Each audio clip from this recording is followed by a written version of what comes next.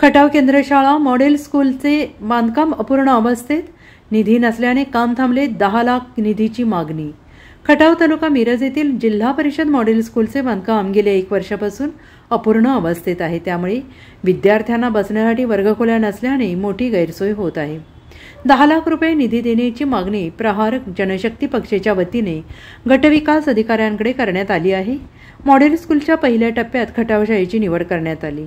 5 वर्गखोल्यांसाठी 35 लाखांचा निधी मिळाला. त्यातील 4 वर्गखोल्यांचे बांधकाम पूर्ण झाले असून एका खोलीचे बांधकाम अपूर्ण अवस्थेत आहे. 371 पटसंख्या असणारी मुलामुलींची केंद्रशाळा आहे. मुलांना बसण्यासाठी 14 खोल्यांची आवश्यकता आहे. 12 वर्ग खोल्या वापरण्यात येत असून 2 खोल्यांची आवश्यकता आहे.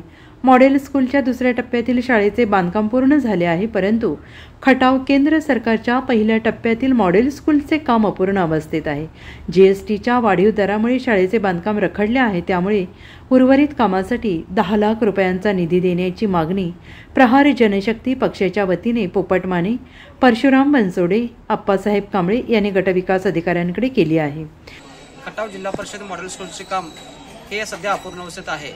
की 1 वर्षापासून हे काम अपूर्ण अवस्थेत असल्यामुळे या ठिकाणी विद्यार्थ्यांची बसण्याची गैरसोय होत आहे. त्यामुळे आज आम्ही प्रहार जनशक्ती पक्षाच्या वतीने गट विकास अधिकारी यांना भेटून या संदर्भात तात्काळ 10 लाख रुपयाचा निधी उपलब्ध करून देण्याची मागणी आम्ही करण्यात आली आहे. पंचायत समिती 15 वित्त आयोग विशेष फंडातून ही निधी मिळावी, अन्यथा या ठिकाणी प्रहार स्टाईलने आंदोलन करण्याचा इशारा यावेळी आम्ही देण्यात आले आहे. त्यामुळे लवकरात लवकर या जिल्हा परिषद केंद्र शाळेला 10 लाख रुपयाचा निधी मिळावा व शाळेचे काम तातडीने पूर्ण करण्यात यावी अशी मागणी आम्ही आज प्रहार जनशक्ती पक्षाच्या वतीने लेखी निवेदनाद्वारे मागणी करण्यात आली आहे. Bureau report SBN Marathi, Khatav.